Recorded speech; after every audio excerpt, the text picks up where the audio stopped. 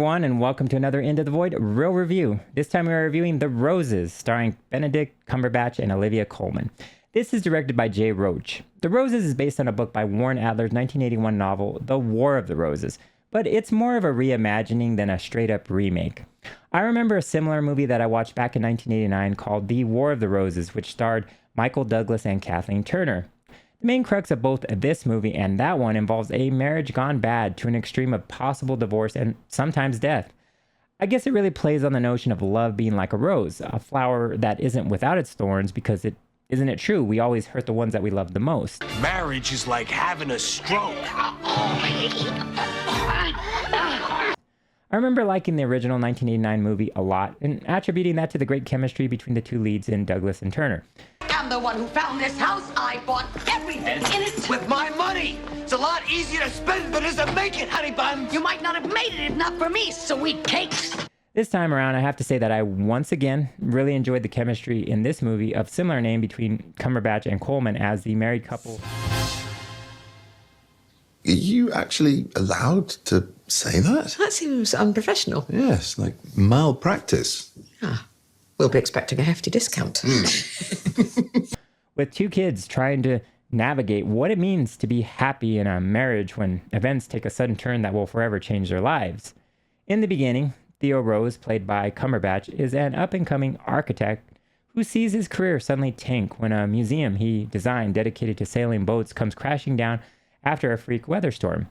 In the same instance, his wife, Ivy Rose, played by Olivia Colman, who is an aspiring chef that hasn't really ever made it big even after opening the aptly named crab restaurant, We Got Crabs, suddenly is thrust into the spotlight when several people take refuge at her restaurant during the same storm.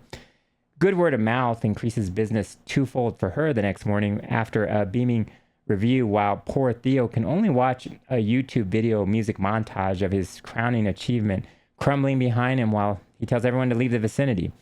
You can already see where this is going. Theo becomes the stay-at-home dad who looks after the kids while Ivy becomes the main breadwinner with her newfound success. Both Theo and Ivy must learn to cope with their sudden swapping of roles in their marriage. Frustrations begin to brew when both have to get comfortable with a life that is at odds with who they ultimately want to be. The kids become fitness gurus with the help of their ever-militant dad who has them sign contracts to subvert the culinary delights their mother used to so graciously shower them with when she was a stay-at-home mom with just the side hustle of the restaurant. Ivy suddenly finds herself flying in jets with famous people in the culinary world while Theo combs lice out of the children's hair. Your day. The neighbour's dog shat in the laundry. The kids have got knit together. My left eye's twitching. More champagne for me, please. Things spiral downwards when Spite enters into the relationship. Theo resents his new role as stay-at-home dad while losing his professional architectural career. Ivy is spiteful of her kids' bond with their dad even if she gets to cook for her high-profile critics. For once, she, rather than her husband, gets to have some attention thrown her way for a change even if Theo feels that she's lost touch with her family. The fun of this movie is seeing the back and forth between the two leads while things slowly descend into the seventh circle of hell. We hate each other? I suppose sometimes I do hate you. Sporadic hatred. Along the way, you have a couple of friends, Amy and Barry, who are both unhappily married as well, played by Kate McKinnon and Andy Samberg, who both add even more hilarity to the mix. You need a shoulder or an inner thigh to lean on. What? I'm kidding.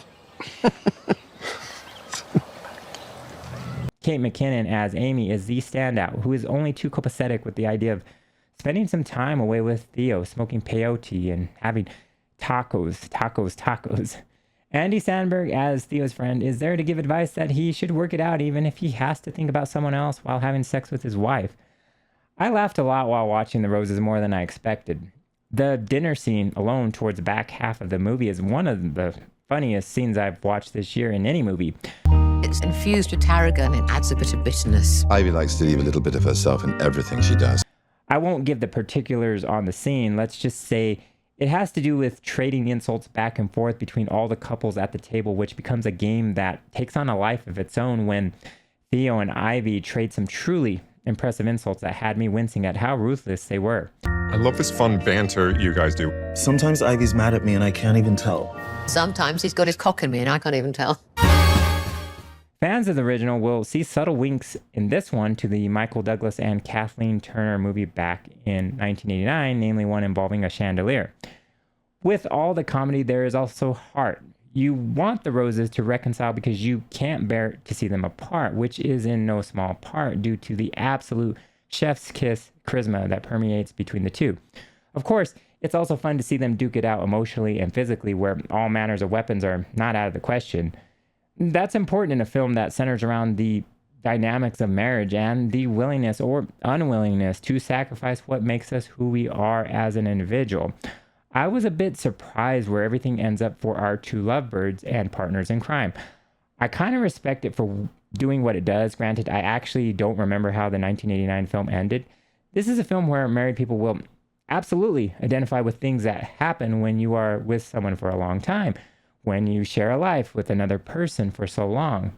You can love them and hate them in the same breath, and although we question if what the Roses do is beyond redemption and is bordering on lunacy, we can still come away with the fact that love is never not messy.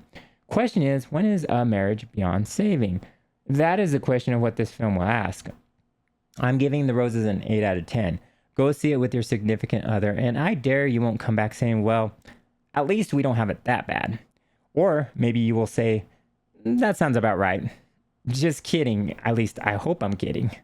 What did you guys think of The Roses? Did you like this more than the 1989 The War of the Roses? Also, have you read the book that this film reimagines in a different way? What are your thoughts on the movie versus the book? Like and subscribe if you want more of this content, and I will see you the next time when we venture into the void.